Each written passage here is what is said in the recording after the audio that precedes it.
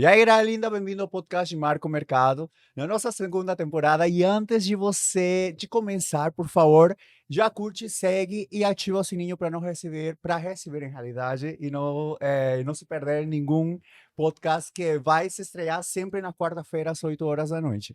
Nosso convidado com uma trajetória que atravessa a moda autoral e a pesquisa em história da arte e a docência em algumas das instituições mais respeitadas do país. Nosso convidado construiu uma carreira singular, marcada por inovação, profundidade intelectual e um olhar sensível para a narrativa LGBTQIA+, ao longo dos séculos. Criador de coleções memoráveis, presente em publicações internacionais e pesquisador dedicado, professor apaixonado da Faculdade de FAAP, que é onde eu te conheci. Uhum. Ele é uma das vozes mais necessárias quando falamos sobre moda, arte e diversidade. Bem-vindo, professor Lourenço Merlino. Obrigado, Marco, pelo convite. Um prazer estar aqui. Vamos lá, vamos perguntar primeiro sobre você, sobre a tua infância, como chegou essa paixão pela moda, e depois a gente vai pela parte de arte. Então, a questão da moda foi muito interessante, assim, foi muito pouco usual da carreira de grandes estilistas, né. Normalmente os estilistas têm vocações muito, cedo, quando são crianças e Sim. tal, e eu não fui particularmente uma criança voltada para a questão das roupas. Eu era uma criança que gostava de se vestir, mas não de modo excessivo, nunca fui alguém que fez roupas. Quando eu era muito bebezinho, eu brincava de Playmobil, que é um tipo de bonequinho de plástico pequenininho que era muito comum nos anos 80, era muito popular entre as crianças, e eu tenho fotos, de mim fazendo roupas de papel para Ah, que eles. legal, viu? Mas Já tinha uns preâmbulos aí. mas a questão da arte para mim era até bem mais forte que a questão, da moda. A arte foi sempre muito importante, meus pais, e principalmente minha mãe, sempre me, incentivaram a pesquisar a arte, se imbuir da arte. Meus pais são franceses, os 2. A gente, apesar de nascido no Brasil, eu e meu irmão tivemos uma formação muito voltada para as artes. Por exemplo, uma coisa que eu sempre falo, né, a minha mãe nunca nos contou história em quadrinhos, ou ela nunca nos contou histórias de contos de fadas. Então, para a gente dormir, ela não contava Bela Adormecida, ou a Gata Borralheira, ou, Nossa, Alice no País das Maravilhas. Ela lia para a gente histórias da mitologia grega e da mitologia egípcia. que maravilha. Então, desde pequenininho, esse mundo da mitologia, da história, fazia parte da minha paixão, assim, e E eu as era tragédias? Porque tudo termina em matança, tragédia. mas eu adorava Mas isso. Ela não contava as mais fortes, ela contava as mais bonitinhas, mas aí eu fui pesquisando. tipo rei, você jogou, você tirou os olhos. Ah, não, imagina. Pra você ter uma ideia, quando eu tinha 11 anos, e naquela época não existia internet, não existia nada disso, né, eu fui pra França, a gente ia sempre pra França, e aí quando a gente ia pra França, e aqui no Brasil também minha mãe tinha esse costume, né, então, por exemplo, nós íamos pra França e aí passar uma tarde fazendo compras. Então ela me deixava numa livraria. Na França, naquela época, não era, era hábito as pessoas ficarem várias horas numa livraria. Não era, ninguém atrapalhava, você dizia: "Tem que comprar". Então ela me deixava, eu ficava às vezes 3, 4, 5 horas na livraria sozinho, ela ia fazer as compras e eu ficava lá escolhendo livros. Qual que era teu livro favorito de infância? Então eu vou contar desse livro agora. Que aí eu tinha 11 anos e eu falei para ela: "Eu quero esse livro", assim, e era um dicionário de mitologia grega e Uau, mitologia romana, de um pesquisador que é um dos maiores pesquisadores de mitologia da história recente, assim, é um cara que chama Pierre Grimald, já morreu. Esse livro ele escreveu acho que nos anos 50, 60, então já era um livro anos depois eu fui descobrir que é um livro essencial para quem é helenista, para quem estuda mitologia grega ou a história grega, enfim, isso foi você é um tinha que gra idade? 11. Nossa, E você eu já foi com uma boa é, enciclopédia. e aí eu comprei, minha mãe olhou assim, era caro o livro, lógico, né, ela falou assim: "Tá bom", porque ela sabia que eu amava, comprou. E esse livro eu tenho até hoje, e até hoje eu vou lá para consultar tudo, e ele tem um monte de anotações minhas Suas? à mão, de criança, assim, com aquela letrinha de criança, bem infantil, assim. Eu fazia anotações, lembretes, pra me lembrar que tinha uma coisa que tinha acontecido num lugar, tinha acontecido no outro, enfim.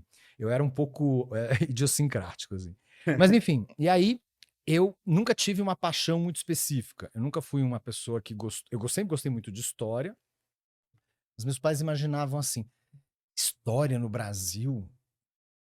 Então, quando eu cheguei nos 3 últimos anos do colégio, né, no colegial, que a gente chamava na época, hoje acho que é no ensino médio, hã, a minha escola era uma escola muito tradicional de São Paulo, que chama Rio Branco, e lá eles, na época, não sei se hoje eles fazem isso, eles dividiam os alunos em humanas, exatas e Quando eu biológicas. estava na escola era assim também. Eu fui para exatas. E Acredita? pois é, eu também. Você também? Porque quando chegou a oitava série, a minha mãe eu cheguei pra minha mãe e falei assim: "Ah, então, ó, eu falei lá com a faculdade, quer dizer, com a escola e tal, eles acham que eu tenho que ir pra humanas, eu também quero ir pra humanas, que eu adoro história". Ela falou: "Não, você não vai fazer humanas". Foi decisão da tua mãe. É decisão da minha mãe e do meu pai. Eles falaram: "Não, você não vai fazer, você é muito bom em história e geografia, então você tem que fazer aquilo que você não é tão bom, que é exatas, então você vai lá fazer exatas". Aí eu Vai fiz sofrer mesmo. aí eu fiz um colegial de exatas, e os franceses, eles têm, é bem diferente da educação brasileira. Então, apesar disso ter acontecido já nos anos 80, e todos os meus amigos escolheram o que eles queriam, em casa não é que meus pais eram rígidos demais, mas enfim, existia um respeito tão grande que eu nem questionei essa decisão. Eu aceitei e fui. E aí eu fiz exatas. E aí eu não sabia direito o que eu ia fazer, não tinha muita. Fazia teste vocacional na escola, não dizia nada muito certo, e aí falaram: ah, então vai fazer. Meus pais decidiram, você vai fazer administração. Porque se você não sabe o que você vai fazer, pelo menos você faz administração, alguma coisa você vai fazer. Eles tinham um sonho que eu pudesse herdar, e administrar os negócios do meu pai. Meu pai foi um grande cabeleireiro aqui no Brasil, e ele construiu, junto com a irmã Mas a e o administração tio. já tinha alguma relação. Você podia administrar empresas, né? É, O salão e tudo isso. isso, exatamente, eles imaginavam isso. Eu nunca quis ser cabeleireiro, mas eu queria ser, eu não sabia o que eu queria ser, então eles falaram: "Vai fazer a administração". Aí eu prestei vestibular da GV, que é o mais difícil do Brasil, passei na primeira lista. Eu sempre fui super bom aluno, estudioso, Caxias. Em português, a gente tem uma expressão que os nossos ouvintes aqui vão com certeza conhecer, que é CDF. Ah, eu aprendi na FAAP. Então você sabe, né? Aprendi, sim. É, O os brasileiros professor todos Moura que sabem. ensinou. O professor Moura que ensinou. Eu era xingado, eu sofria bullying demais no colégio, É, eu e meu irmão, por 2 motivos. Primeiro, porque meu pai era cabeleireiro, então diziam que eu e meu irmão éramos bichas, claro. porque o meu pai era cabeleireiro. E também eu particularmente, meu irmão não era bom aluno, mas eu particularmente também ainda era CDF. Então, assim, eu tive uma infância meio solitária, eu não tinha muitos amigos, fiz bastante terapia quando eu era criança e tal, pra resolver. Era sério, assim, a coisa, assim, Sim. não que eu tive problemas, físicos, eu tinha problemas de aceitação, de formação de personalidade, Mas não tudo. chegou a ser físico esse bullying. Não, não, não, não, não, não. Não, sofri bullying físico. Naquela época não existia nem a palavra bullying, e as escolas Tampouco na minha. não consideravam essas atitudes erradas, né, o mundo mudou muito, hoje em dia numa escola ninguém deixa ninguém fazer bullying. Naquela época os alunos faziam, e a escola não fazia absolutamente nada. Eu lembro que eu inclusive olhava, assim, quando eles no correio se juntavam e ficavam me xingando, eu olhava os inspetores e falava assim: "Mas escuta, como que esses adultos não estão me ajudando aqui? Eu tô sofrendo né, um ataque de 5, 6 garotos e meninas, às vezes até as meninas vinham". Bom, enfim. Aí prestei a GV, entrei na GV, detestei, achei horrível. Quanto tempo ficou na 3 meses, Meu Deus, tá. não te Ah, completei mas nem. não, para que você vai gastar todo tempo em algo que você não gosta? Pois é. Aí, foi um processo traumático, porque inicialmente eu escondi dos meus pais, aí eles descobriram depois que eu tinha parado a faculdade, um tempo assim, sei lá, 1 Você que mês. fazia no horário da faculdade Ah, para dar volta? eu ia em biblioteca. Ai, que fofo, eu achei, nossa, eu iria, sei lá, no Ibirapuera dar volta, não, ia à biblioteca, viu? Eu ia me esconder numa biblioteca. E aí foi traumático, porque aí eu falei: "Ai", eu acho que eles entenderam que eu fiquei receoso de decepcioná-los Sim. com a construção que eles tinham feito da minha vida, né. Faz exatas, faz administração e vai herdar as coisas do seu pai, já que você não quer ser cabeleireiro, pelo Olha menos que você você cuida. falou, né, como que no meu tempo, acho que também atualmente também, que você muitas vezes, eh projeta a tua vida para complacer a teus pais, né? Sim, e não acho que seja completamente errado. Você acaba fazendo isso. Tem uma hora que você tem que pensar: "Não, espera aí, isso me agrada ou não?". Sim. E não me agradava, eu tive essa atitude, eles entenderam, me perdoaram e tal, não sei o quê. Isso já estava, assim, meio julho, agosto, aí eu falei assim: "Só que você tem que fazer alguma coisa da sua vida, né, você não vai ser um desempregado, um desocupado, não vai fazer faculdade, que é isso?". Eu já tinha acabado de fazer 18 anos, assim: "Vamos começar esse". Melhor garanto o meu teto aqui, É, eu já tenho exatamente. 18, Não, eles inclusive falaram assim: "Olha, se até o final do ano você não decidiu o que você quer sai fazer, fora. em janeiro você começa a trabalhar lá no escritório de ajudante, auxiliar de escritório, porque você não vai ficar sem fazer nada da Ah, sua vida". correto também. Não, tá super É. certo, pelo amor de Deus. Aí eu falei: "Então deixa eu ver o que eu vou fazer". Aí eu fui pesquisar, não sei o quê, tinha moda, eu gostava de moda um pouquinho, tal, eu falei: "Ah, vou fazer moda, assim". Eu nem sabia desenhar tão bem, fiz umas aulas, particulares para conseguir desenhar, porque tinha prova de desenho para entrar na faculdade e entrei. Não fiz FAAP, porque não existia a faculdade de moda na FAAP na época. Eu fiz uma bem pertinho ali da FAAP, que chama Santa Marcelina, e a FAAP era uma faculdade que a gente observava, porque meu irmão entrou na FAAP e fez publicidade. Então era uma faculdade que a gente Que considerava. tinha como Se considerar. tivesse moda, provavelmente eu teria feito lá. Mas aí eu entrei, aí eu fiz a Santa Marcelina, me formei e antes de me formar, eu já estava costurando roupas para vender, e Nossa, que legal. a ponto de eu vendia, era um momento muito especial no Brasil, né, porque em 1990 o Brasil abriu o país para as importações, né, a gente teve um presidente bem complexo, que foi o Collor, que fez muita coisa ruim, mas isso ele fez que é muito bom. Porque durante a ditadura militar, a ideia do governo brasileiro era proteger o mercado e incentivar a indústria nacional, fazendo o quê? Proibindo a importação de qualquer coisa. Isso gerou exatamente o contrário. O Brasil, dos anos 70 para os anos 80, ele só teve queda, só teve déficit, foi anos de muita recessão, do ponto de vista de que, se você não importa um computador, não quer dizer que aqui vão fazer o mesmo computador. Claro. As pessoas vão fazer, na verdade, um computador pior, já que o melhor não é importado, então a gente não precisa se preocupar, porque a gente é a única empresa de computador no Brasil. Então, lá fora já tinha Apple, já tinha E o tema das Windows. exportações também, deviam ficar afetadas, porque Sim, importação e exportação são relações internacionais entre países. Se exatamente. você fecha teu mercado, você também vai ser fechado no Exatamente. sentido contrário. Então esse Collor, que foi eleito democraticamente, né, por eleição, ele fez isso, foi muito radical, muita gente quebrou no Brasil, muitas empresas quebraram, mas pelo menos abriu para, e aí começaram a importar roupas importadas. Então começou a chegar de pouquinho, e a moda começou a ficar na moda. E por acaso é A verdade, a moda moda ficou começou na a moda. ficar de mal.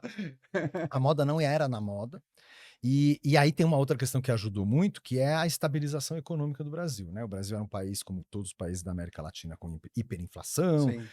a gente chegou aqui a ter inflação de, 10, 7 a 8% ao dia. Uau. Quando eu era criança eu lembro, nós íamos no supermercado, num horário, por exemplo, de manhã, se você voltava à noite, tinha outros preços os produtos. Você tinha remarcação de preços dos produtos 2 vezes por dia em todos os lugares. Era completamente louco, assim. E aí houve uma estabilização financeira, né, e econômica, então ficou mais fácil prever as coisas. Então eu comecei e aí surgiram naquela época, né, a gente tá falando da metade dos anos 90, me formei em 94. Começaram a surgir muitos estilistas novos, porque o mercado estava muito ansioso, queria, né, novidades, e aí eu, né, estava ali, estava fazendo, e pra você ter uma ideia, Marco, eu estava na faculdade no terceiro ano de faculdade, no começo do terceiro ano, e aí eu comecei a fazer roupas, e aí eu comecei aí eu saía à noite, as pessoas viam minhas roupas, perguntavam, aí eu vendia, aí falava, não sei o quê, aí comecei a vender em umas lojas que funcionavam à noite, comecei a vender para os meus colegas da faculdade, aí, as outras faculdades começaram a saber, então eu tinha clientes na FAAP, eu tinha cliente na Ah, PUC. porque você aproveitou teu irmão também. Não, é porque não, nem foi meu irmão, as Não? pessoas ficavam sabendo, tal, e aí, falavam: "Ah, tem lá um cara que faz umas coisas super legais", aí eu tinha que no intervalo das aulas vinham, sei lá, um cara da FAAP Legal. para comprar, uma outra cliente da PUC, então, e as coisas foram crescendo, até um ponto que eu comecei a ganhar dinheiro, e aí meus pais viraram para mim e disseram: "Agora, assim, não porque você tá ganhando dinheiro, mas assim, você vai se formar, Então você vai sair daqui de casa porque acabou. O pensamento, né? Acabou. Mesmo que o pai latino-americano bem fica aqui em casa, Exatamente. já vai. Pai francês pode ir. Pode Não, ir. inclusive deram um prazo. Até o final do ano você tá fora daqui. Nossa, ele colocou prazo, ai, o relógio. Em janeiro, voltando das férias, assim, bom, foi muito boa as suas férias, ok, mas ó, em dezembro você tem que estar fora daqui. Lógico que eles me ajudaram muito, meus pais eram muito bem-sucedidos profissionalmente, eles me ajudaram, lógico, eles me botaram pra rua pra eu ir com uma mão na frente e outra atrás. Eles, né, deram pra mim e pro meu irmão um apartamento. Ah, tá, bem começo, Então, assim, vai. né, mas, assim, de dezembro para janeiro de 94 para 95, acabou mesada, acabou tudo, mas eu já ganhava dinheiro, né? E aí eu comecei a correr atrás para ganhar mais dinheiro, para me sustentar, e aí as coisas começaram a acontecer, comecei a fazer desfile, Você lembra qual foi a tua primeira grande compra? Venda, em realidade? uma pessoa que depois se tornou um grande amigo, que chama-se Drauzio Gragnani, que é um grande publicitário aqui do Brasil. Ele estudava publicidade lá na FAAP, e ele, logo quando eu abri a minha primeira loja, ateliê, que foi em 96, né? Eu me formei em 94, em 96 eu já abri uma Nossa, foi loja bem ateliê. rápido. Foi super, muito rápido. Imagina, eu tinha 22 anos, 23, assim.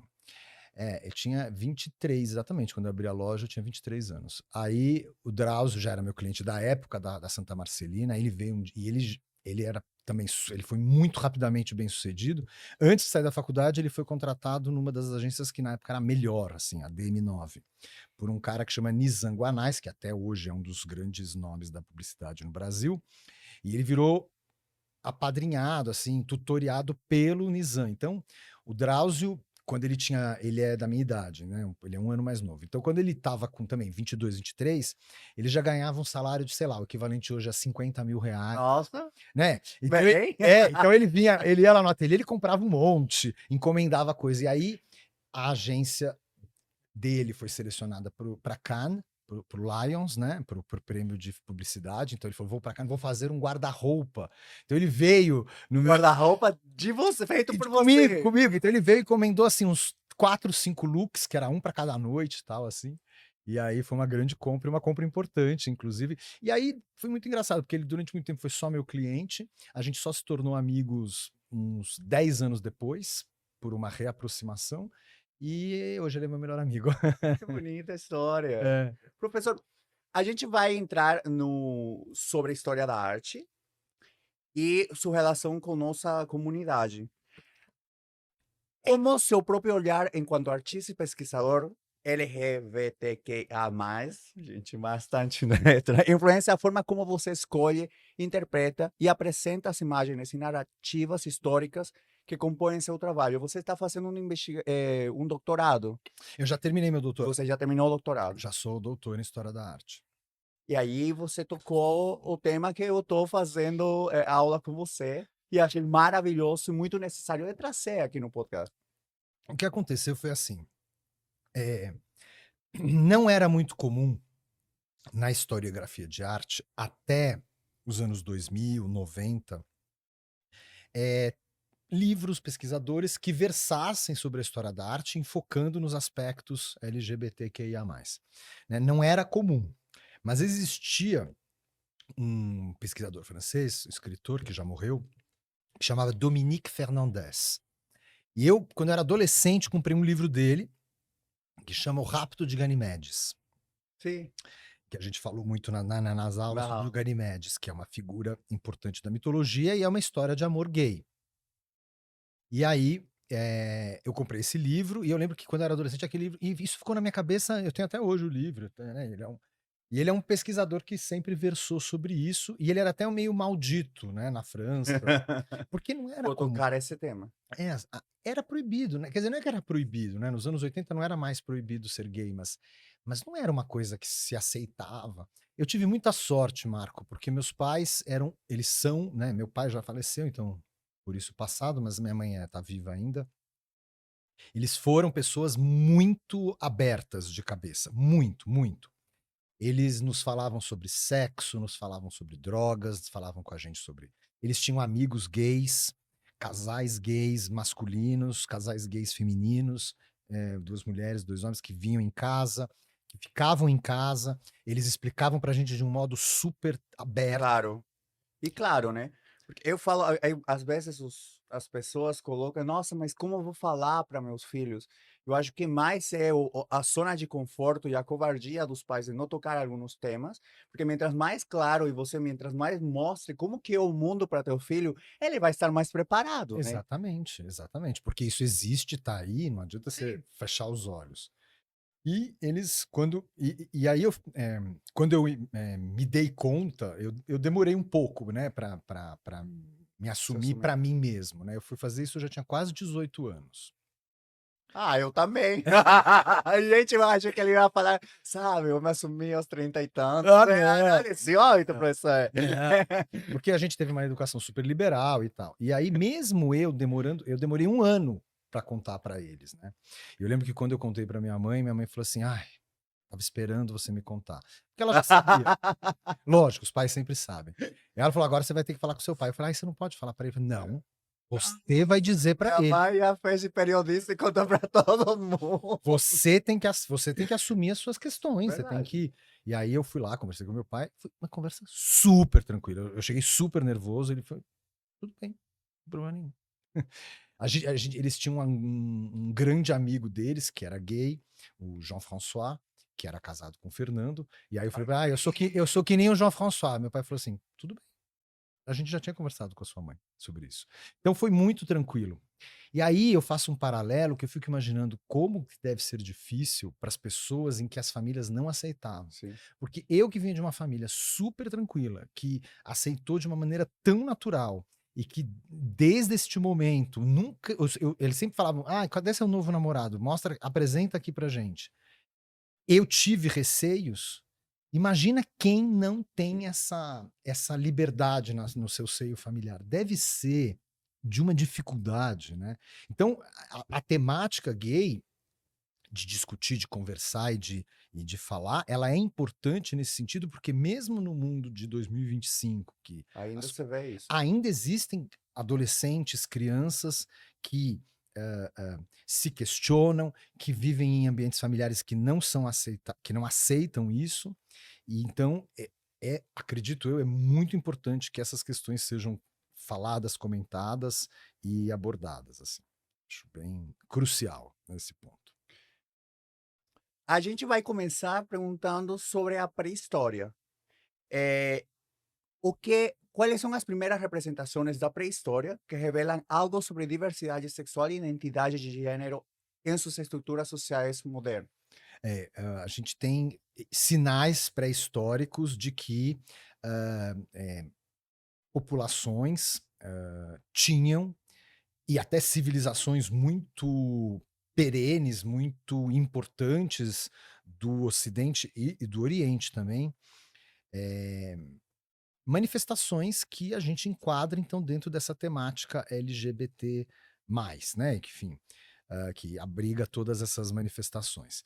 Cada cultura tinha a sua maneira, mas todas elas, de um certo modo, faziam isso.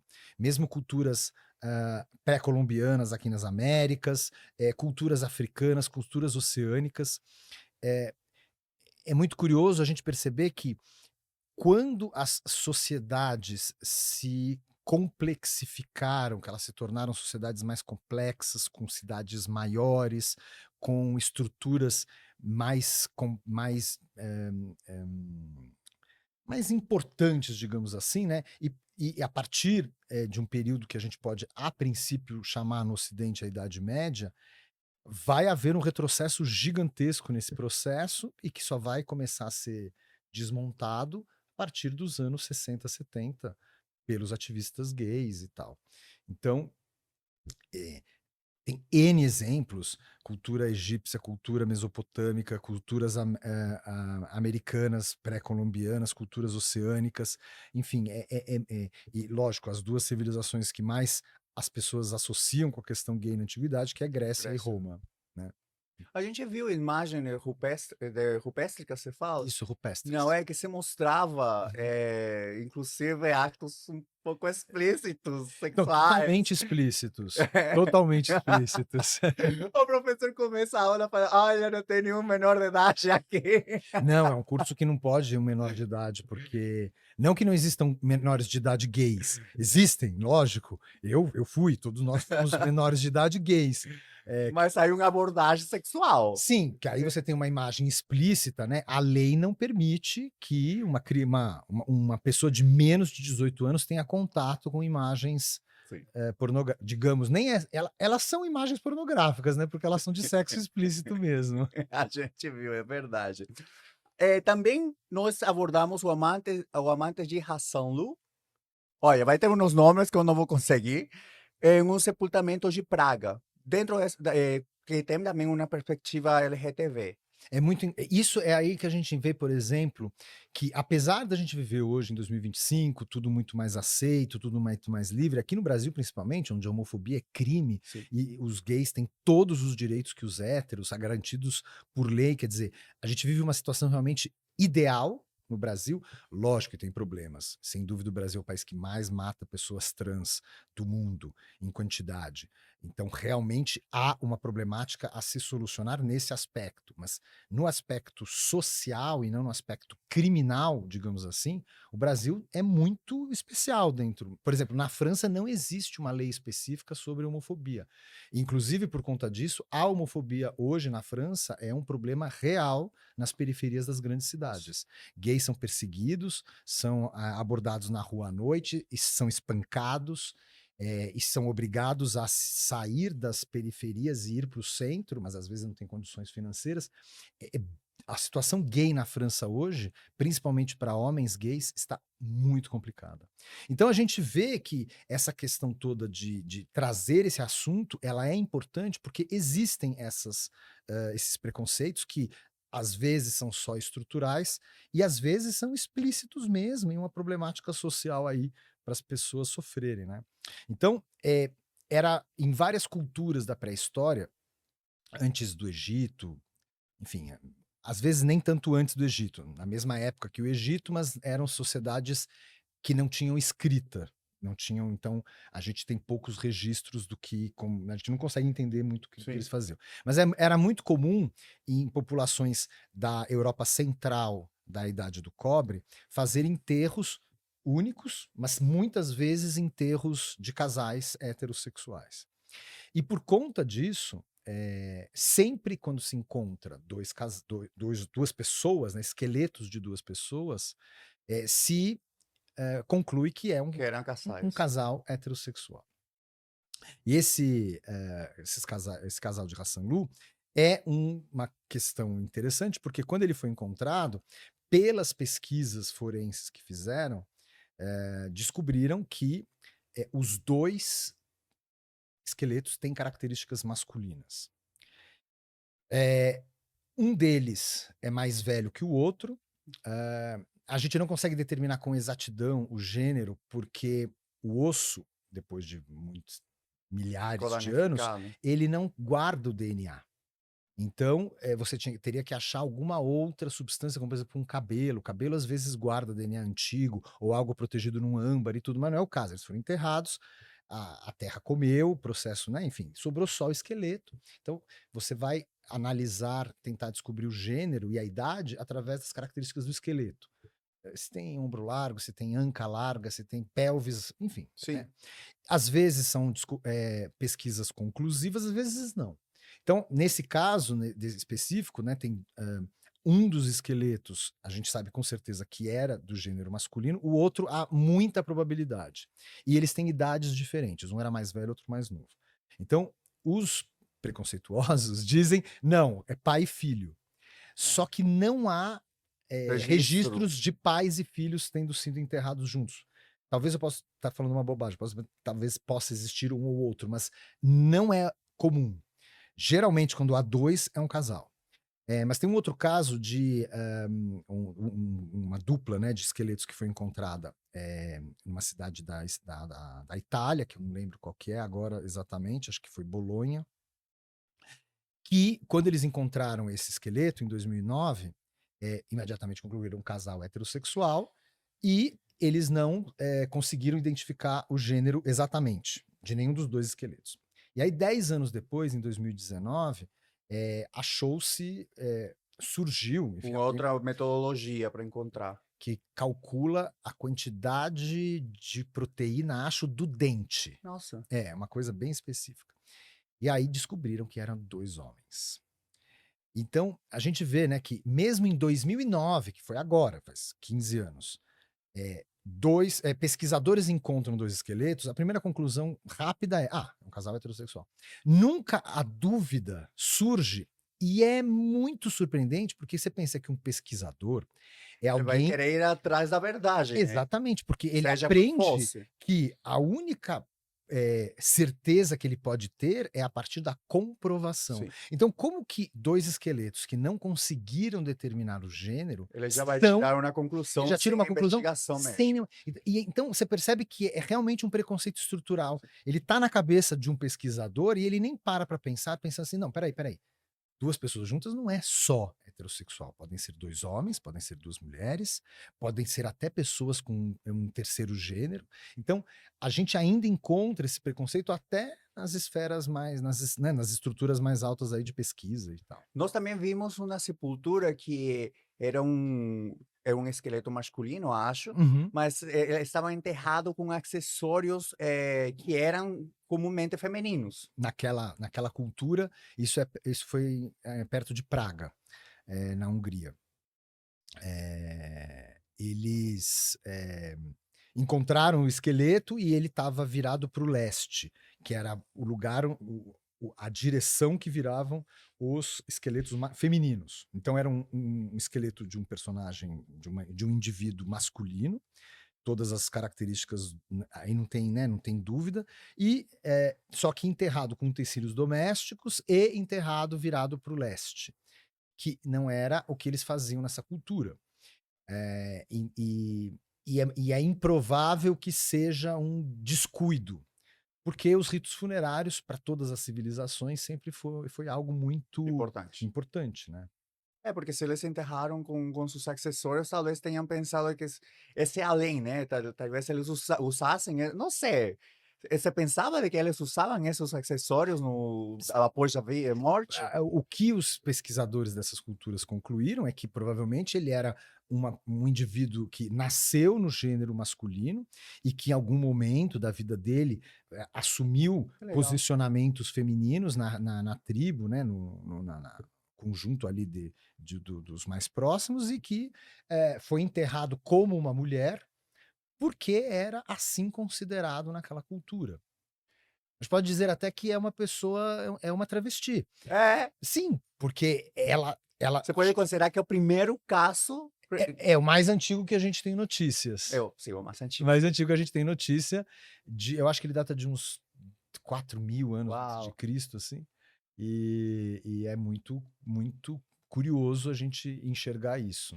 Em Egito, você também visitou uma tumba, um túmulo, Uma um que existe o túmulo dos dois amigos, algo assim. Isso. Os nomes são.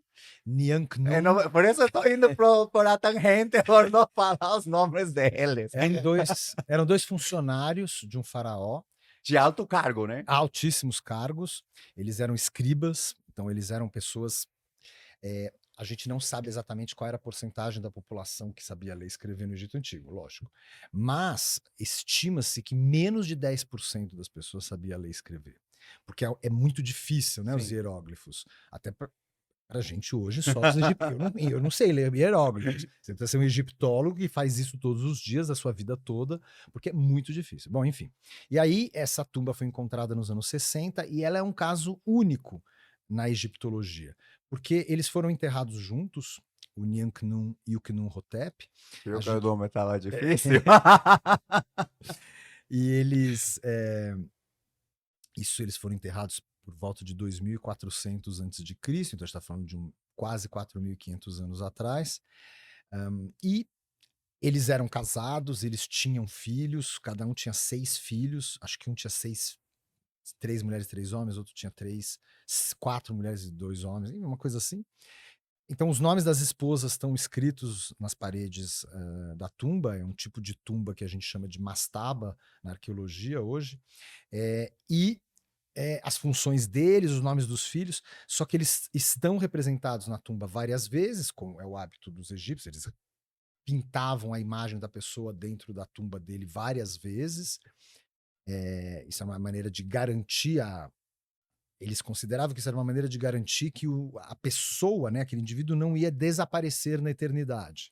Então, por isso que várias imagens eram pintadas daqueles que tinham condições, logicamente, de construir uma tumba grande. E eles estão representados na posição de se beijar. Todas as representações deles Que eram tinham os dois se olhando um quase olhando para nariz, o outro nariz. e tocando o nariz, que é uma representação no Antigo Império característica de casais heterossexuais. Então é uma ocorrência que ela não é, conclusiva, porque nada, do que está na tumba Como você falou, não está nada indica não escrito está que fale, escrito que são eles dois eram são amantes. 2 amantes, eles eram casados. Mas é muito curioso isso, porque não há um outro registro. Então, isso foi um acidente? Não foi um acidente, porque as pinturas não foi uma pintura, foram várias pinturas que foram encontradas. Eu acho que tem 3 representações deles se beijando. Então, é é no mínimo curioso. Muitos egiptólogos consideram que isso é uma bobagem, que eles eram casados, que eles tinham filhos e que, portanto Nossa, então sim, aí uma aceitação, certa aceitação. não há uma aceitação conclusiva. Sim, Poucos egiptólogos, na verdade, acreditam entendi. nisso, de que era um casal gay, assim. A maioria dos egiptólogos, eh, pensa que não, que pelo fato de terem esposas e terem filhos, eles não eram. Mas a sexualidade e as maneiras como as sociedades e as civilizações aceitam a homossexualidade são múltiplas, né? A homossexualidade do nosso mundo contemporâneo é radicalmente diferente da homossexualidade grega e da homossexualidade na romana. A grega também é diferente da romana, apesar da romana ser decorrente da grega. Então, não sabemos. Vai saber se no Antigo Império, homens, tinham que cumprir uma função social de casar, procriar, ter filhos, mas que também era permitido ou aceito manifestações de afeto gay entre 2 homens, mesmo casados. Não sabemos. Eu gosto quando na aula você fala que a gente tem que ver a arte desde o como era o clima da sociedade nesse entonces e não com o olhar contemporâneo, porque muda muito, né. Muda totalmente. E principalmente nos anos 60, quando foi descoberta, já existia gays, lógico, sempre existiu gay na história do mundo.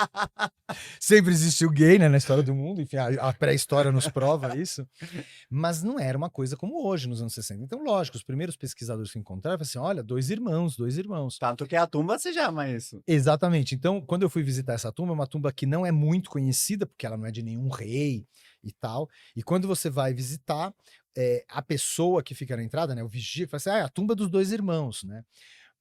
E aí vem uma questão que eu acho assim, tudo bem, é um preconceito, né, é errado dizer isso, mas também não é totalmente correto dizer que era um casal gay, porque há dúvidas. Então, eu acho que eles orientam os funcionários a dizer isso lá Só para do parque, evitar principalmente porque é um país onde a é. homossexualidade é crime, ela é passível de prisão, ela é controlada, apesar de ser um estado laico, a influência do islamismo é muito grande, então não é uma questão calma a Sim. questão da homossexualidade no Egito. Então é normal que seja completamente impossível você dizer para um desculpa, um egípcio de classe social relativa que está trabalhando ali como vigia de uma necrópole no meio do deserto, de falar para ele assim, olha, existiam variações de sexualidade. Ele não vai nem entender. Então, mas o que eu achei muito curioso é que quando eu voltei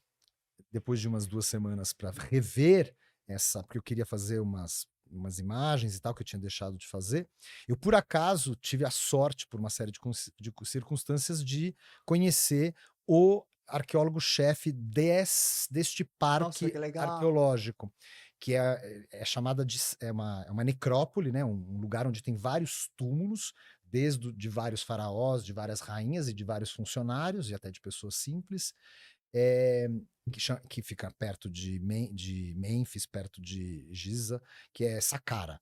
Então, ele é um dos arqueólogos-chefes de Saqqara. A gente conversou, ele nos acompanhou, eu e meu esposo e eu, lá para Tumba. E, Chavo el 8 decía el burro por delante.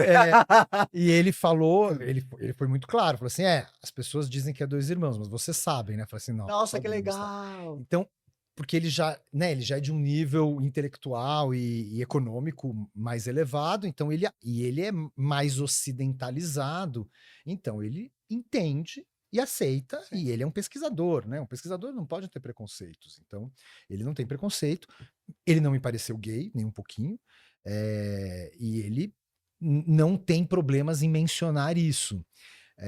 E ele percebeu, pelo meu Tu interesse de curiosidade. voltar, que é por causa disso. Então ele falou: posso falar para esse que. Eu imagino que ele Posso não falar? esse daí vai Esse entender. daí não vai preso, não vou Não, ir preso por falar eu isso. não vou ser denunciado. Como mitologias e cultos do Oriente Médio, como as galas de Inanna, Ishtar e os sacerdotes Cybele, ajudam a entender a identidade não binária e trans da antiguidade. Lá na Mesopotâmia, a Mesopotâmia, às vezes as pessoas confundem, né? Mesopotâmia dizem que é uma civilização. A Mesopotâmia é uma região que engloba, isso é geografia antiga, né? A gente não usa mais esses termos, que engloba o que hoje é basicamente Oriente Médio, com mais Irã e Iraque, e até as beiradas do Afeganistão. Assim. Então, essa região chamava na antiguidade Mesopotâmia. Nessa região se sucederam e se ligaram e se conflituaram várias civilizações, né? Sumérios, assírios, babilônicos, neo-assírios, neo-babilônicos, acádios, enfim, é uma confusão muito grande. Não, é confuso mesmo. Eu sempre digo isso daqui a respeito da Mesopotâmia, né? As universidades de Cambridge e Oxford, há 40, 50 anos, estão fazendo uma enciclopédia da Mesopotâmia. Há 40, 50 anos. Uau! Eles ainda não terminaram de fazer essa enciclopédia e ela já tem uns 74 volumes. Uau! Então, pra você ver como é Que complexo. complexo, Complexíssimo de entender. E em várias dessas culturas existia uma figura de sacerdotes que não eram sacerdotes do gênero masculino ou sacerdotes do gênero feminino. Eram sacerdotes considerados de um gênero diferente. Era um terceiro gênero. Era um terceiro gênero aceito, era um terceiro gênero cultuado e valorizado. Ser um gala ou ter na sua família um membro Era que era como se fosse uma bênção. era uma bênção, porque você tinha alguém que estava diretamente ligado a uma deusa importante, essa deusa Ishtar que você mencionou, e que era muito cultuada. Então, o fato de você ser deste modo garantia para você, por exemplo, uma posição de trabalhar num templo, onde você só teria a obrigação de cultuar a deusa e as doações E viver da doação, as doações que se faziam para esses templos iam sustentar você, então você nunca mais ia precisar trabalhar. Não é como tem vários pastores evangélicos. exatamente. E, na verdade, assim, o trabalho deles é outro, é um trabalho espiritual. Mas, enfim, existia essa figura e eram chamados de gala. E eles existiram por séculos. A gente tem a arqueologia tem inúmeros registros de citações de galas, de templos, cantos de gala. Consideravam que eles eram particularmente dotados de um tipo de voz que não era nem do gênero masculino nem do gênero feminino, e que essa vibração era apropriada para se chegar na deusa Ishtar. E a gente tem casos descritos assim de personagens cis que se tornaram galas porque quiseram, porque era uma posição valorizada na sociedade. Eu quero ser. É como se hoje um heterossexual falasse: não, eu quero ser gay porque é gostoso. Mais ou menos. Vamos indo para a Grécia. Você mencionou, talvez não todo mundo conheça, eu não conhecia muito sobre o mito de Ganimedes. Podemos mencionar um pouco, porque é um dos mais importantes mitos da nossa comunidade. Totalmente, é um mito muito importante dentro do espectro da civilização grega. Ele é um mito que resume um hábito que era muito corrente naquelas civilizações gregas, enfim, Esparta, Atenas, Tebas, Micenas, etc. Que é a questão, vou pronunciar no grego, né, paiderasteia. Sem dúvida, a palavra paiderasteia deu origem à nossa palavra pederasta, que é uma Sim. palavra negativa, mas a gente não pode confundir porque é algo diferente. O pederasta do português moderno é uma pessoa que faz algo errado do ponto de vista de aproximação sexual. A, o, a paiderasteia era um sistema educacional. Então, o mito de Zeus e Ganimedes conta que, então, o Zeus, o deus dos deuses, um homem não, lógico, um deus, mas enfim, um ser masculino que tinha um apetite sexual eterno, né? Ele teve relações com Os outros várias eram tipo deuses. assim, né? Mas ele Eles estava em um eram. nível Não, mas o Deus maior. é o que tem mais filhos com mortais, Sim. e ele tem filhos com várias deusas. Então, assim, ele Passou passou o rodo. era Ele que passou o sofria. rodo. O Zeus passou o rodo, na terra e no céu. Mas ele tem uma história com um homem, que na verdade é um menino, então ele estava no Olimpo, e ele observa, perto de Troia, um menino, um rapaz, pastor, pastoreando as ovelhas, lindo, lindo, lindíssimo, mais lindo o menino da terra. E ele fica completamente apaixonado, e aí ele se transforma numa águia e rapta o Ganimedes e leva o Ganimedes para o Olimpo. Lá no Olimpo, ele vai ensinar para o Ganimedes como é que é ser um deus. E ele vai atribuir ao Ganimedes uma função que até então era exercida pela filha dele, Hebe. É uma das deusas, então, filhas dos Zeus com a sua esposa, que na Grécia chamava-se Hera. Ou seja, então eram os filhos do casal. A eterna chifrada, né? A eterna chifrada. Tadinha. Tadinha, a eterna chifrada. Eles tiveram 4 filhos. E eram, digamos, os filhos do casal principal. Né? Então, essa função de servir, que ele vai retirar da filha e vai atribuir para o Ganimedes, é a função de servir para os deuses a ambrosia e o néctar, que eram o alimento e a bebida que possibilitava os deuses ficarem eternamente jovens, eternamente bonitos e invencíveis. Era como uma camada protetora que não deixava se envelhecer. Oh, quero ter néctar. Agora se chama Botox. Mais ou menos. Enfim, é o sonho de todas as empresas de beleza, né? Todos os grandes laboratórios devem querer descobrir esse segredo. E ele vai passar a ter essa função e vai viver no Olimpo para o resto da vida. É o único registro de mitologia de algum mortal transformando-se em Deus ou imortal? De um humano total, sim. O Hércules, ele era filho de Zeus como mortal. Ele era semideus. Ele era um semideus, mas a mitologia grega tem essas variações. Nem todo filho de Deus, de um deus com um mortal, vai resultar num semideus. Então, há casos, é uma coisa que não... e eles nem determinavam quais eram as condições para isso acontecer, não. Então, Zeus teve filhos com mortais que eram simples mulheres, simples homens, humanos. Ele teve alguns que eram semideuses, mas aí ser um semideus não implicava na imortalidade. E uma entrada para o Olimpo. Não. Ser um semideus significava que você tinha algum poder especial. Então, o Hércules tinha uma força descomunal, mas ele era humano. Ele se acidentava, ele sangrava, ele tinha ferimentos. Então, ele tinha uma compleição física humana, mortal. Mas, quando ele morre, quando ele está para morrer, Zeus aconselha ele a se jogar numa pira para que o fogo sagrado, né, de uma pira de um templo, queimasse as partes mortais dele. E aí, depois que ele está queimado, Zeus pega então só a parte divina e leva o Hércules para o céu e para o Olimpo, né? E aí ele vai lá se tornar um deus e vai casar com a Hebe, a meia-irmã, enfim, tal. E o Ganimedes, sim, é o único caso de um totalmente humano, filho de humano com humano, que é levado para o Olimpo e que recebe esse upgrade espetacular, né? Que assim, é o upgrade. Mas como isso reflete paiderastia? Porque é muito importante na Grécia, inclusive foi, Aristóteles ou foi Platão? Platão Foi cita Platão. no Simpósio, na República, Aristóteles vai falar disso também, vários, tanto escritores de comédias quanto escritores de tragédias. Então, assim, era algo que fazia parte da sociedade como um todo.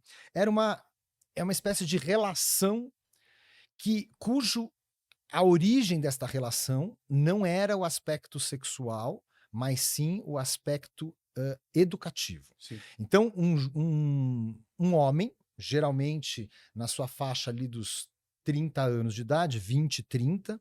A gente tem que pensar que a A média de expectativa de vida vida era era 40 diferente. anos, então logicamente, né, meia idade já era 25, já era meia idade. Alguém que já tinha Nossa, a gente já era ancião. não, era um caso, assim, que já tinha, assim: "Nossa, esse já viveu Meu demais", Deus, que triste. porque ele tem sorte de estar no mundo em 2025.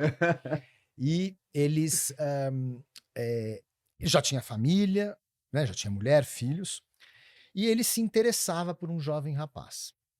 E aí, esse jovem rapaz, ele cortejava o jovem rapaz para se tornar o Herômenos dele. E este personagem mais velho era chamado de Erastês. Então, o Herômenos era o adolescente. E aí, a gente, quando fala adolescente, a gente está falando de alguém que não tem de 15 a 20 anos. A gente está falando de alguém que tem de 12 a 17. Porque era considerado já adulto. É que na Grécia Antiga, eles já tinham uma posição de adulto, mas eles era o período pelo qual eles passavam por esse processo de paiderastéia. Então, Na nesse período, adolescência da atualidade. então ele se ligava a um homem mais velho, com o consentimento da família e da sociedade, isso não era proibido, nem condenado, e nesse período que eles iam conviver juntos, poderia envolver relações sexuais, não era obrigatório, mas era o mais comum que acontecia. eh, E neste processo existia uma formação social, política, física. Então, o Erastes ia ensinar para o Herômenos esportes, como guerrear, como manejar a espada, como manejar o escudo, como se portar na sociedade, como filosofar, pensar, se encontrar em simpósios, pensar filosoficamente, atuar no governo da cidade, ser um cidadão aí a gente está falando logicamente tudo isso que eu estou contando para aqui são fatos que aconteciam nas camadas privilegiadas da sociedade, né? Os camponeses não tinham essa liberdade. Isso era realmente reservado só aos cidadãos. E a relação sexual se considerava que ela poderia acontecer, mas era recomendável de que ela não fosse o objetivo inicial. E essa procura e esse interesse do Erastes pelo Herômenos não fosse unicamente levado por um aspecto físico. Porque o principal resultado disso não era o relacionamento, mas a formação do Herômenos. Quando ele envelhecia, passava-se 5, 6 anos, esse laço se desfazia E era supostamente entregado para à a sociedade. civilização para ter Exatamente. filhos E aí ele ia a casar, vida ter filhos, heterossexual. exatamente. Então, não era uma homossexualidade como hoje, aberta, livre, que você podia exercer o tempo que você quisesse na sua vida. Ela tinha um tempo de duração e ela era muito específica. Mas é lógico que existiam casos de homens que eram totalmente homossexuais e que se Que se envolviam com homens. estendia essa Exatamente, educação. exatamente. Que não acabavam não aceitando totalmente essa regra. A gente estava falando de Paiderastéia. paiderastia. Uhum. E você mencionou o Platão e o Aristóteles, Sim. né? O Platão, em vários diálogos do Simpósio, por exemplo, ele não, né? Os personagens que ele cria para mencionar as ideias dele mencionam como a paiderastéia, eles consideravam a paiderastéia determinante para a superioridade que eles acreditavam que os gregos tinham sobre as outras civilizações e culturas. Os gregos, assim como os romanos, eram muito xenófobos e desprezavam completamente aquele que não era grego, aquele que não era romano. Então, a gente percebe tudo isso, logicamente, em vários escritos, né, da antiguidade. E ele fala desse, digamos, hábito, e ele inclusive menciona que a falta de cultura, a falta de sensibilidade que eles consideravam que essas civilizações tinham, era em parte decorrente deles não praticarem a paiderastéia. A gente viu algumas representações nas cerâmicas gregas que existia um cortejo, né? Exatamente. Eles tinham códigos específicos, né, de cortejo, de sedução. A gente hoje usa umas, né, os códigos diferentes, né, aplicativo, like no Instagram, like no Facebook ou no TikTok, enfim. E eles tinham os seus presentes. E é muito comum encontrarmos cerâmicas gregas com representações de casais homossexuais, casais paiderásticos, digamos assim. A cerâmica era um objeto cotidiano para o grego, da mesma maneira que nós, era como uma caneca. Do mesmo jeito que nós temos canecas com escritos, caneca de Nova York, Sim. caneca com frases, eles tinham cerâmicas com imagens. E era fácil interpretar a idade por conta da barba, né? Era O mais sempre velho tinha bastante barba, barba e o novo não não tinha. tinha barba. E, essas cerâmicas, elas, portanto, então são relativamente comuns, essas que representam esses casais paiderásticos, e eu, por ser uma área que eu sempre me interessei, a primeira vez que eu fui para Munique, que já faz somente uns 2 anos, né, eu não fui, tão há tanto tempo atrás, existe uma coleção em Munique, que pertencia, lógico, ao rei da Baviera, uma coleção de arte antiga, que tem várias cerâmicas, várias estátuas e tudo. E eu estava visitando, né, o museu e numa vitrine tinha 2 cerâmicas que eu conhecia por conta da minha pesquisa, que representavam, uma representava uma cena de cortejo entre um Erastês e um Herômenos. O Erastês está oferecendo um pernil de carneiro para o Herômenos, esse era um presente. Agora é o iPhone 17 Pro Agora o Max. iPhone 17 Pro Max, exatamente, naquela época era um pernil de carneiro. E um outro que mostra um jovem segurando um aro e um bastão, que eram alusões ao ato sexual masculino, né, da posição do passivo e do ativo. E, curiosamente, todas as cerâmicas da vitrine tinham legendas, menos essas 2. Nossa. Era Foi um caso de preconceito chocante para mim, muito chocante, porque eu vivenciei isso há 2 anos atrás, ou seja, 2023. 2023, né, não faz nada de tempo. Numa época em que, ser homossexual na Alemanha não é incorreto, é permitido por lei, você pode ser homossexual, você pode exercer a sua sexualidade. Uma das maiores paradas gays do mundo é em Berlim.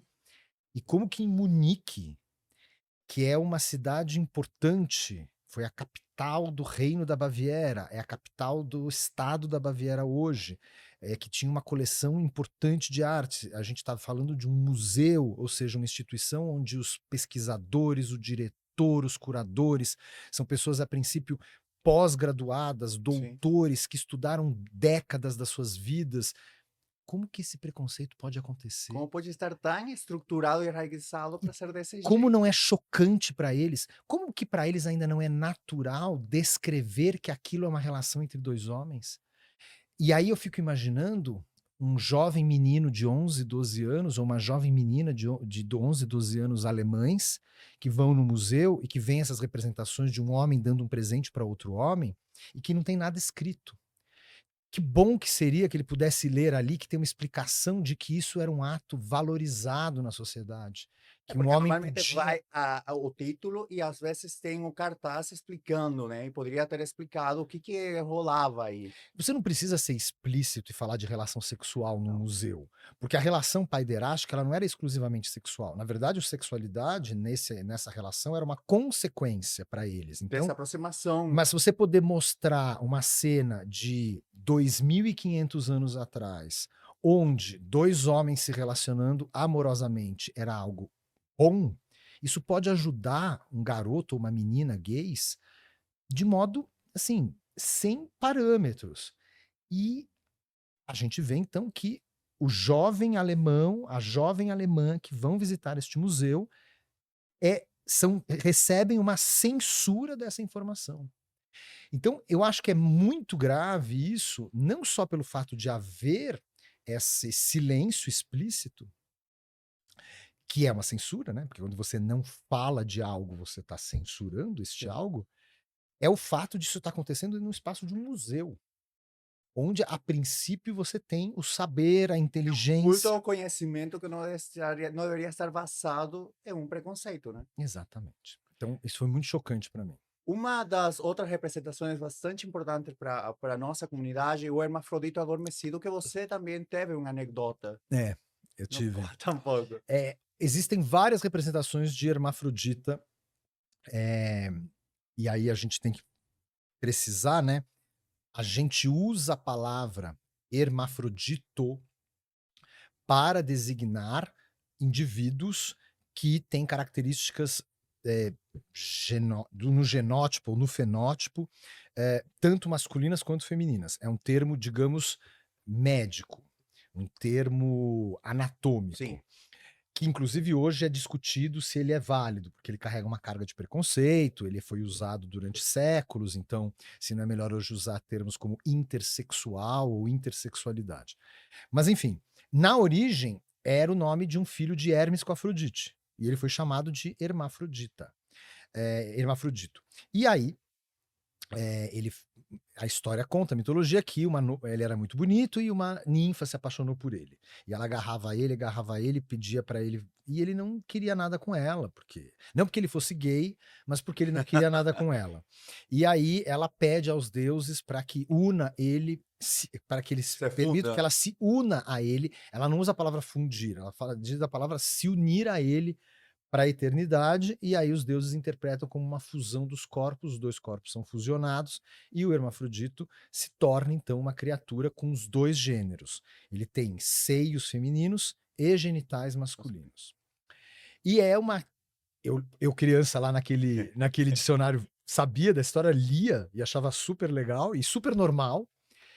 E eu vejo que, né, pra você ver, desculpa, né, voltar para o assunto da criança, porque isso é muito importante. Então você vê, eu vivi uma experiência onde eu tive contato com uma informação sobre o hermafrodita que não era uma informação médica, que não era uma informação que dizia: "Ah, esses personagens são exceção", né, isso aí é praticamente uma aberração, era o que se falava, Sim, né.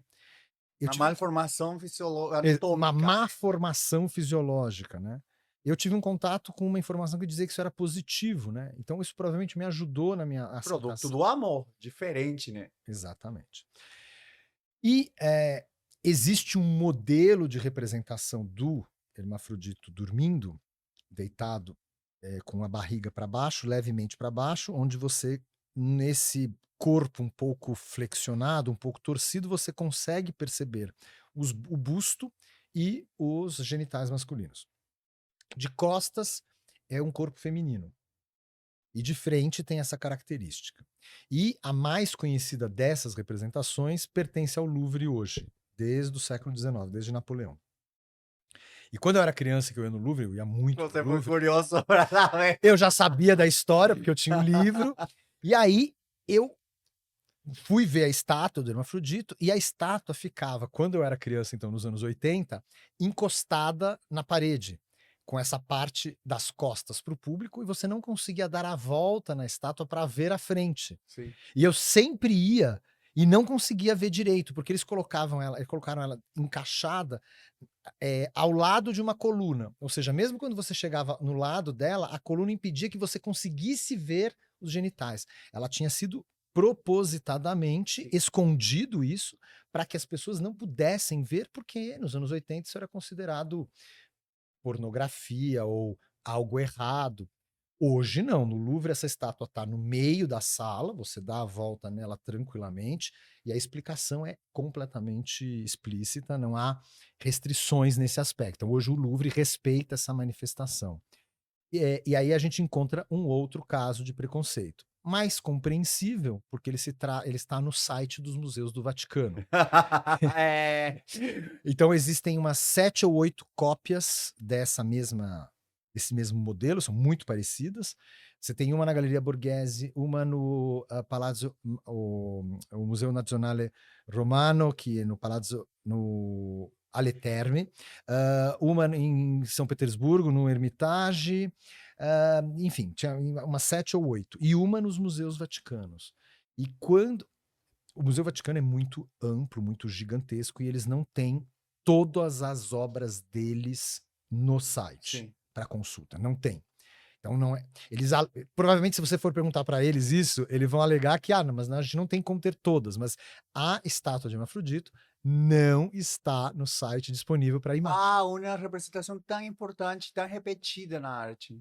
Então, em todos os museus tem. Você entra no site do Louvre, tem, no site da Galeria Borghese tem, do Nazionale Romano tem, de São Petersburgo tem, até na Rússia, né? O Museu Hermitage tem. Você entra lá, tá lá a estátua com a explicação e de todos os ângulos para você ver. Mas no site dos museus vaticanos não tem. Quando você coloca no mecanismo de busca, coloca que não encontrou, dá o resultado que não encontrou nada. Professor, quais são as principais diferenças de representações homoafetivas ou queer entre Roma e Grécia? É que em Roma, a questão da relação homossexual masculina, ela passa a ser uma relação de dominação e não uma relação de troca. Entendi. É, Já não é de conhecimento, sino é de força. de total força e dominação. A ideia para o romano era que esta dominação, onde o romano sempre exercia o papel ativo e o escravo, porque geralmente era um escravo, exercia o papel passivo, era uma dominação, né? O ato sexual representava, né, ele figurava esta dominação que acontecia na cabeça deles, né, no espírito romano, pelas questões da superioridade da raça romana, da cultura latina, etc., né, da cultura dos latinos, né, do latim, ah, do Lácio, né, enfim. Então, os romanos tinham essa prática bastante espalhada na sociedade. Nós temos descrições de vários personagens importantes do final da República. Isso é algo que não existia no início da República Romana. A gente não tem citações disso. A gente tem isso mais no final da República Romana, mas isso se torna extremamente corrente e costumeiro a partir do Império. Augusto tinha os seus puer delicatos, né?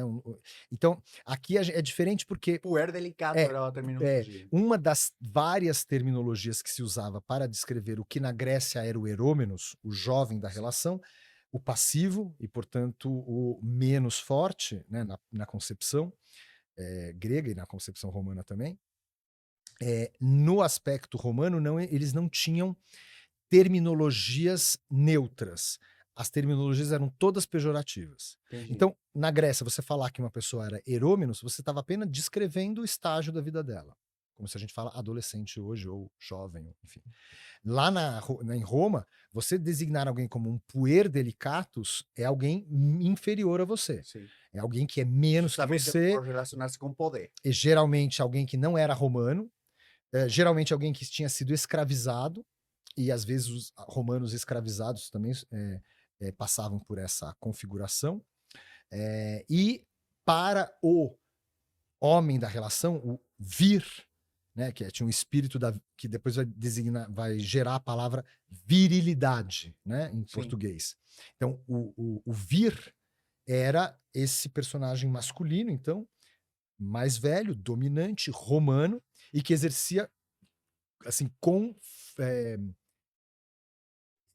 ele exercia com certeza o papel ativo na relação sexual. Então, era uma relação completamente, era um modus operandi e com descrição completamente distinto do grego. Ele é derivado do grego, sem dúvida. Sim. Ele faz parte de uma série de características que os romanos vão absorver dos gregos a partir da conquista da Grécia pela República Romana. Isso acontece, a grosso modo, no século I, no século II antes de Cristo, por volta de por volta do ano 100 antes de Cristo, a Grécia estava praticamente conquistada pela República Romana. E a República Romana, curiosamente, ela não vai ter com a civilização grega e as características gregas uma posição de desprezo. Ela vai desprezar porque ela não era romana e ela tinha sido derrotada, portanto era mais fraca, mas eles vão sentir um fascínio gigantesco. Então eles vão absorver toda a questão do espectro religioso, né? Os deuses eles vão importar da Grécia, os hábitos e principalmente a arte. Então toda a estatuária romana deriva da estatuária grega, o modo de construir romano deriva do modo de construir grego, então eles vão absorver muitas características culturais e uma delas é a paiderastéia, mas eles vão completamente transformar a paiderastéia de um sistema social, educacional, formativo, para um sistema de exclusivamente sexual e dominador. Então era muito comum, na época do Império, já falando do Império, que pessoas, homens que tinham famílias, com filhos, com mulheres, tivessem em casa um puer delicatus ou vários puer delicatus, que a mulher sabia que ele usava esses rapazes no dia a dia para pulsões sexuais dele, e isso era completamente aceito na sociedade romana. Não era nem condenado. Entretanto, se um romano se deixasse penetrar por outro romano ou por outro, pior que Existia tudo, castigo? eh, Alguma punição? não, era uma punição social Tá. que acontecia. Escárnio, gozação, bullying, que a gente chamaria hoje. Então a gente tem muitos casos a gente sabe disso por conta de textos poéticos, né? Às vezes poesias irônicas, poesias eróticas ou pornográficas, né? Os romanos eles falavam muito de sexo, eles gostavam de sexo, como a gente aqui no mundo contemporâneo. Então o sexo fazia parte do dia a dia do romano. Ele falava muito abertamente do sexo, mas lógico isso entre os homens, né? As mulheres não era a mesma aceitação. Mas a gente sabe que mulheres também falavam de sexo e etc. Então, é muito interessante essa mudança. Mas sim, durante o Império Romano, a homossexualidade masculina acontecia, ela era praticada, mas ela era aceita como na Grécia, somente em um molde pré-definido. Entrando já à época cristã, como a censura e a moral cristã e o controle da sexualidade na Idade Média apagaram ou transformaram registros anteriores sobre diversidade sexual? O grande drama, digamos assim, É. gay, para os gays, para a homossexualidade, é o advento no Ocidente, né, em particular, do cristianismo. Porque das três fés abraâmicas, né, judaísmo, islamismo e cristianismo, sem dúvida o cristianismo é a mais radical contra a questão gay. A gente tem citações no Deuterônimo e em outros livros do conjunto de escritas sagrados judeus que condenam essa prática, mas são poucos. Mesma coisa no Alcorão. Existem essas citações. Na verdade, só existe uma citação que designa e indica uma punição. Existem, pelo contrário, 2 ou 3 citações que descrevem que no paraíso existem meninos lindos que servem vinho para os que Nossa. alcançam a graça, mas no cristianismo não. No Novo Testamento você tem quase 100 condenações, citações e que vão dizer que está errado, que não pode e tal. Então, quando a fé cristã vai se tornar predominante no Ocidente, a partir do final do século IV, né, isso vai mudar radicalmente. E a gente é curioso porque a gente vê isso, inclusive, até nas leis da época, né? Na Roma Antiga, prostitutas e prostitutos pagavam impostos. Era uma profissão regularizada, como hoje no Brasil. Sim. Se você ganha dinheiro, você tem que pagar imposto sobre essa sua profissão. Então, existia a mesma coisa na Grécia e na Roma Antiga. E é curioso perceber como que a homossexualidade vai passar a ser gradativamente proibida até chegar no ápice do período teodosiano, né? O Teodósio Teodósio, que era chamado Teodósio o Grande, o Teodósios Magnus, ele Todos eram lá amados grandiosos, poderosos. ele é o que edita, né, que ele publica, ele promulga, desculpa, o Édito de Tessalônica, que institui o cristianismo como única Religião. moral possível, a religião possível, e uns 40, 50 anos depois, 400 e pouco, eu não vou lembrar agora a data exata, um descendente do Teodósio, acho que é o Teodósio II, posso estar me confundindo aqui nos numerais, ele vai promulgar o Codex Theodosianus. E esse Codex Theodosianus é como um código civil hoje no Brasil. Ele vai reunir todas as leis que eram praticadas no Império Romano desde a época da República Romana, algumas que tinham caído em desuso, outras que estavam desatualizadas. Eles vão, num processo que vai durar alguns anos, formatar um código. E aí, nesse código, você vai começar a ter punições para homossexuais com penas previstas. A palavra sodomia aparece quando? A palavra sodomia, ela é uma palavra, eu não vou saber te dizer exatamente quando ela surge no português, mas ela surge a partir da cidade de Sodoma, e é algo pejorativo que surge no Ocidente, muito provavelmente a partir do cristianismo, com certeza. Dos artistas que a gente precisa mencionar é Michelangelo, que deixou registros explícitos de desejo afetivo. Conta um Super, pouco. super. Michelangelo, assim como Leonardo da Vinci, são dois artistas que tiveram muita sorte, porque eram pessoas excepcionais, que eram gigantescos artistas, reconhecidos em vida. Leonardo era considerado divino, Uau. ele era chamado o mestre, quando ele estava vivo, e Michelangelo do mesmo modo. Michelangelo é um pouquinho mais novo do que o Da Vinci, vai morrer bem mais velho, né? O Da Vinci morre em 1519, o Da Vinci, né? E o Michelangelo morre em 1540 e pouco. Não lembro agora direito, ou 50 e pouco, enfim, mais de 30 anos depois. E foram indivíduos que, por essas características de excepcionalidade, foi a eles permitido exercerem as suas homossexualidades de modo livre, desimpedido e sem qualquer tipo de punição ou perseguição. Então a gente sabe exatamente os nomes dos amantes do Da Vinci, a gente sabe os nomes dos amantes do Michelangelo, a gente consegue datar inclusive quando que eles tiveram relacionamento. A gente tem o Uau. testamento do Da Vinci, onde ele deixa metade da herança dele para um dos namorados e a metade para o outro namorado. Equitativo.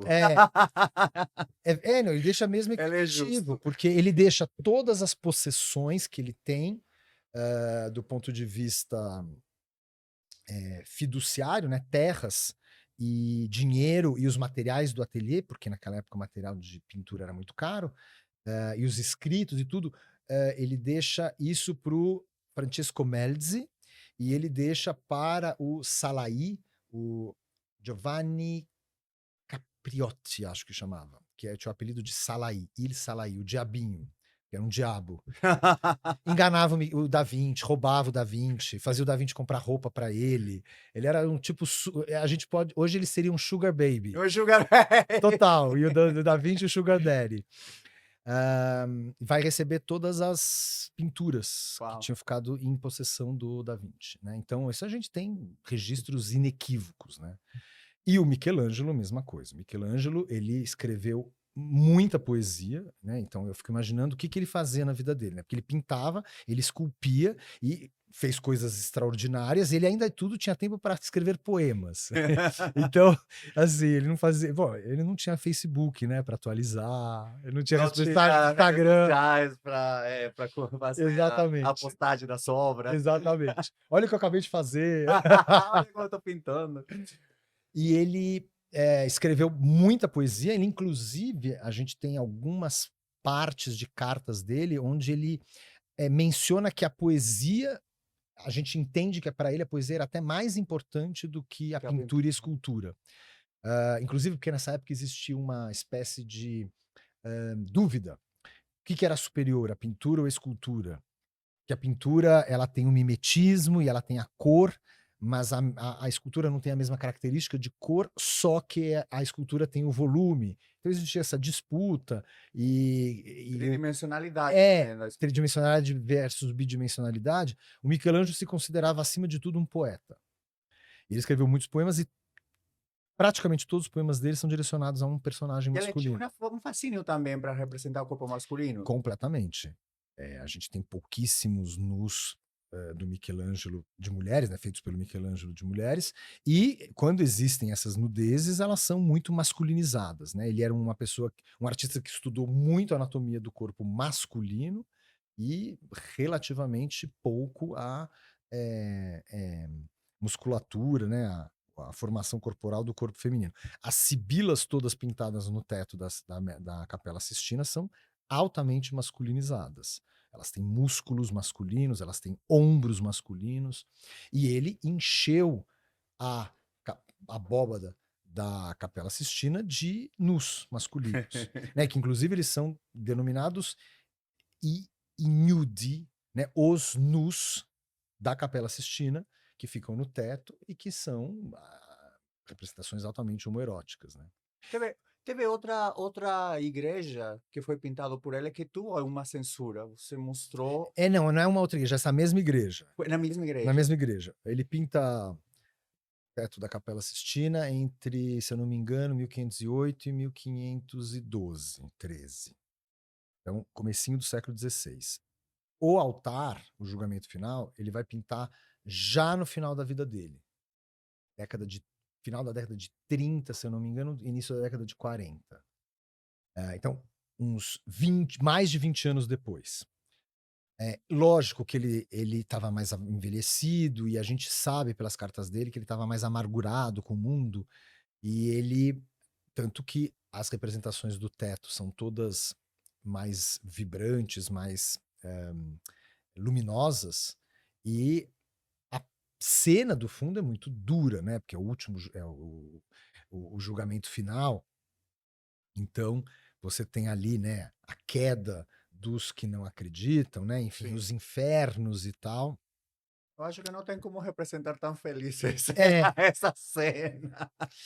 Há uma possibilidade de que essa não era a intenção que o Papa tinha pensado, né? O Papa que encomenda essa representação é um Papa Medici também, o Clemente VII, e acredita-se que, na verdade, existia uma encomenda de uma outra cena. Eu não vou lembrar agora exatamente qual que era, se era uma ressurreição ou se era uma ascensão, mas existia uma ideia de ter uma representação mais positiva, assim.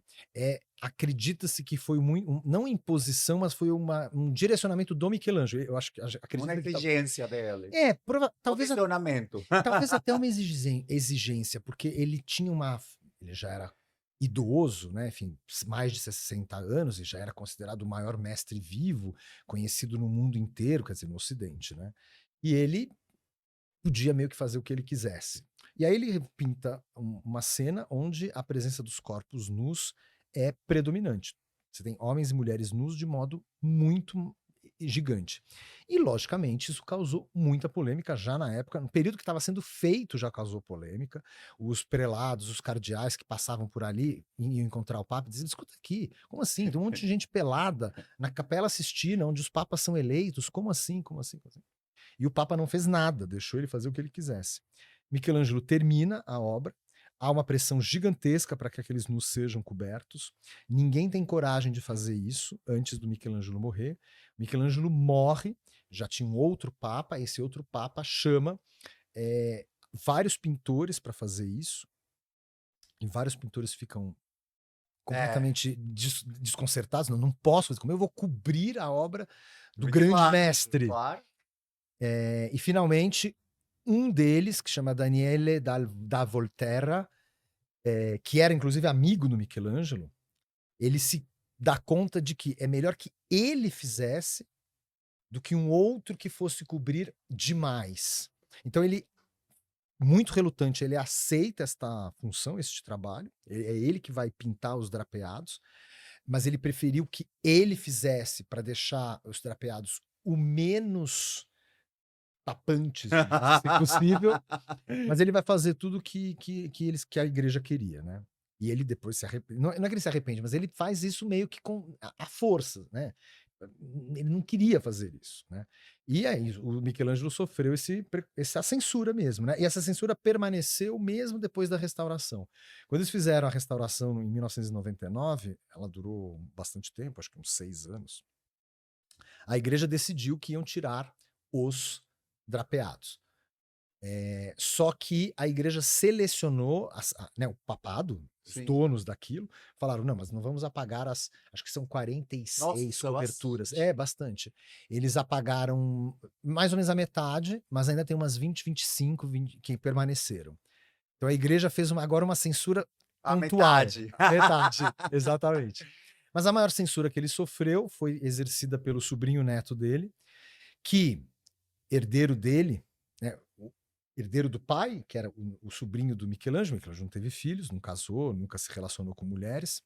Ele, para ganhar dinheiro, ele vai publicar os poemas do tio-avô. Uau! Que tinha caráter homoafetivo. Esses que tinham a persona poética do poema é um homem e a direção da atração deste poeta é um outro homem, né? Os pronomes não deixam dúvida. Só que isso era muito chocante. O Michelangelo nunca procurou publicar esses poemas porque ele sabia que eles eram impublicáveis.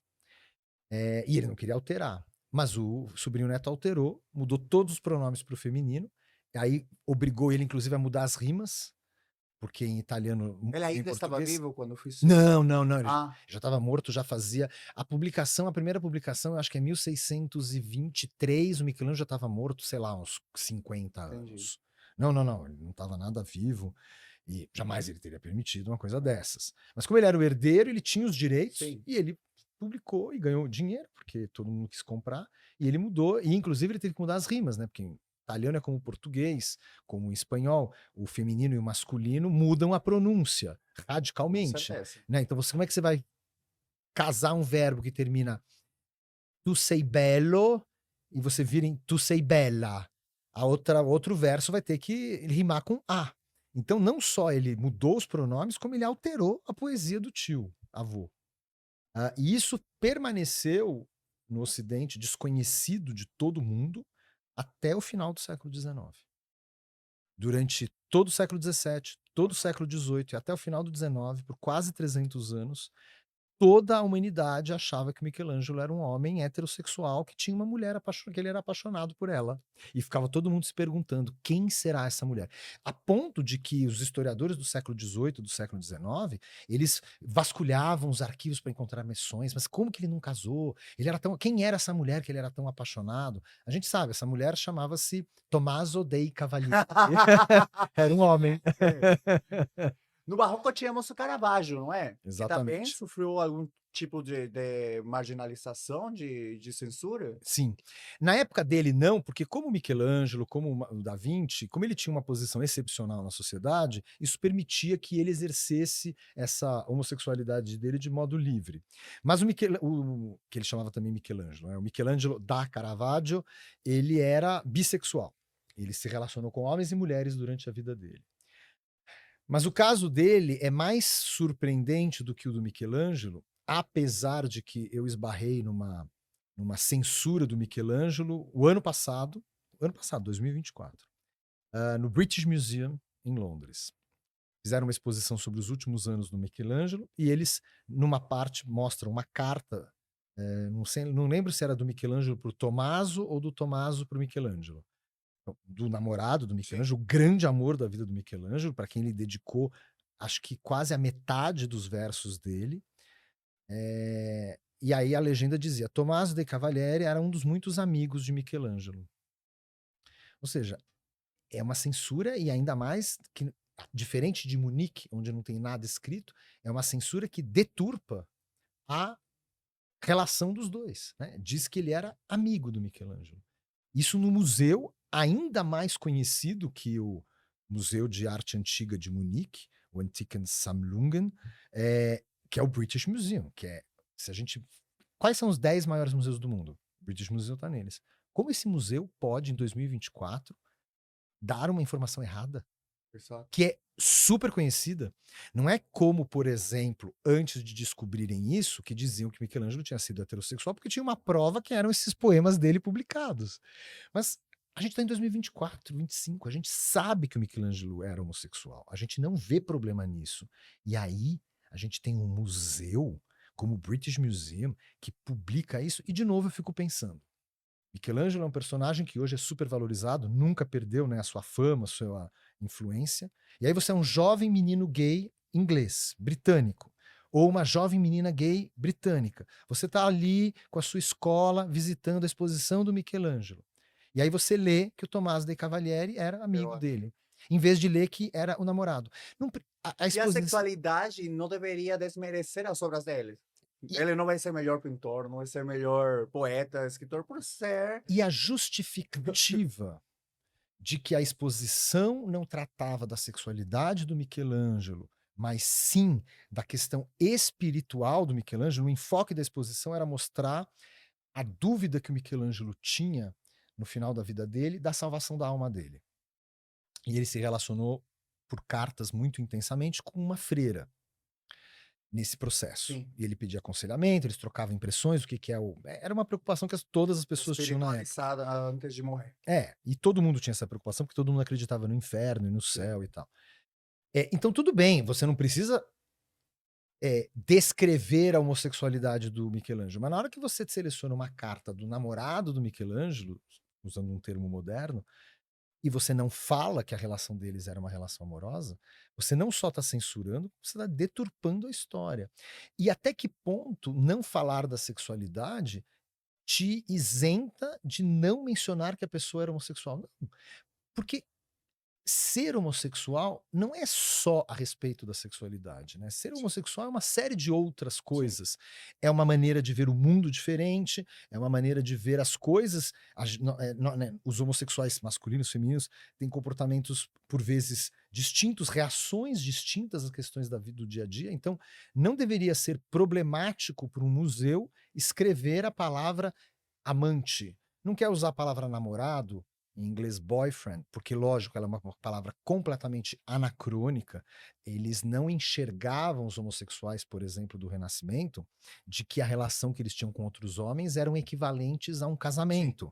Eles eram ensinados que aquilo era errado, que aquilo era proibido, e quando eles eram fortes o suficiente, como Michelangelo, Leonardo da Vinci ou Caravaggio, para assumir isso perante a sociedade, eles não mesmo assim, eles não podiam andar de mãos dadas com outro homem na rua, eles não podiam manifestar esse amor explicitamente.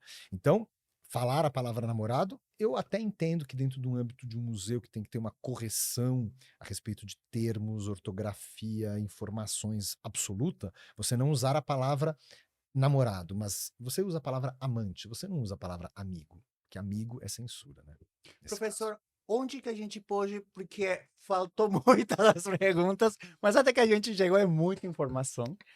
Onde a gente pode aceder a está publicado o doutorado? Se a gente quer. Sim, ele está publicado na biblioteca da Unicamp, eu me formei na Unicamp, e meu doutorado não trata sobre isso, ele trata sobre uma questão vestimentar, esse adjetivo não existe em português, mas eu uso ele.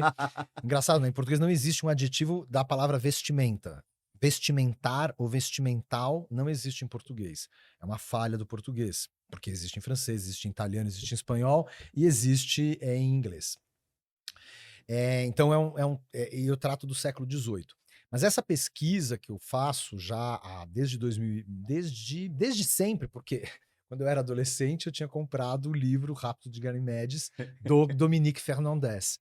E é um livro fascinante porque ele vai, a partir da parábola do Ganimedes, ele vai mostrando e descrevendo na história da arte como isso ocorreu. E não do modo figurativo, mas do modo, analítico. É um livro de análise de teoria histórica, não é um livro de imagens. Então, assim, eu faço essa pesquisa há décadas, né, literalmente décadas, e cada vez mais eu fico convencido de como ela é importante, porque o preconceito existe, né. Assim, a que você mencionou o Caravaggio é muito chocante como ele sofre preconceito hoje, em 2025. É é completamente aceito entre os grandes pesquisadores, os grandes historiadores de Caravaggio também era gay, também teve relacionamentos com homens. A presença masculina na produção do Caravaggio é absurdamente superior da produção feminina.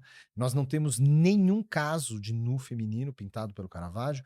Isso não quer dizer que ele não tenha feito. A gente não tem hoje, Sim. muito dele se perdeu. Mas a gente tem muitos nus masculinos. A maioria desses nus são dois personagens que a gente conhece, o Mário Miniti, que foi um relacionamento dele do início da carreira dele, e o Cecco dal Caravaggio, que era também da mesma cidade que ele, que é do final da vida dele.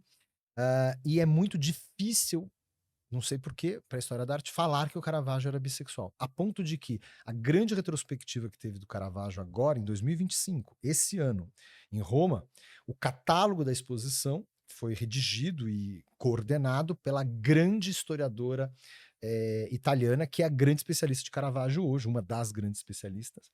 E ela não só não admite que o Caravaggio... Mostrou um texto Exatamente. na aula. Ela não só não admite que ele era gay, a única parte que ela fala sobre isso, ela tem um capítulo inteiro que ela fala dos amores do Caravaggio.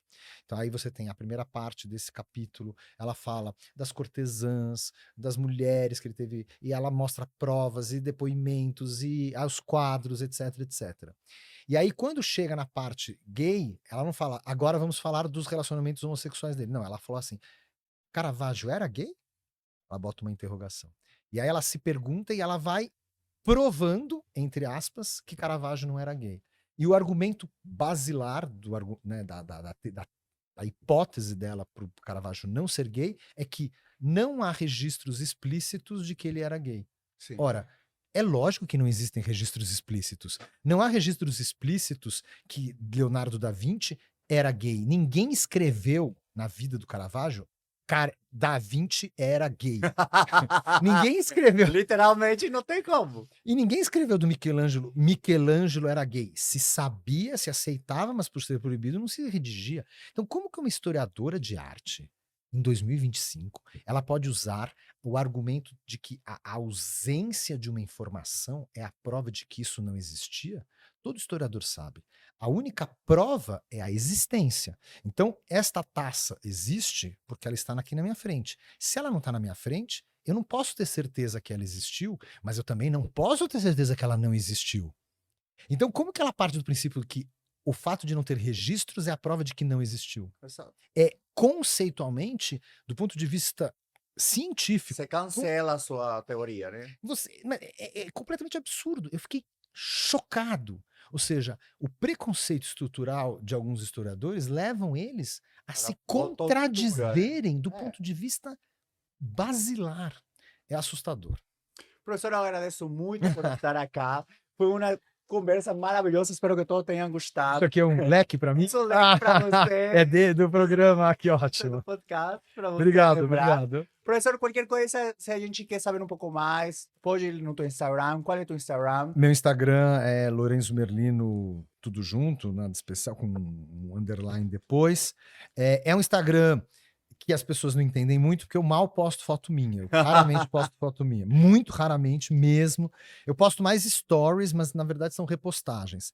É que quando o Instagram surgiu, em 2010 ou 11, acho que 2011, o objetivo do Instagram não era selfies, não era ser um relatório da sua vida, era para postarem fotos bonitas. Quando eu abri meu Instagram, foi nesse sentido. O Instagram rapidamente mudou para o que ele é hoje, né? Que é uma vitrine pessoal, mas eu prefiro ficar na parte na parte mais antiga. E eu não posto quase nunca foto minha, mas tem muitas imagens bonitas lá. Então, muito obrigado, professor. Obrigado, Marco. Esqueça de curtir, comentar, compartilhar nossos conteúdos e ativar o sininho para não perder as próximas notificações. Um beijo.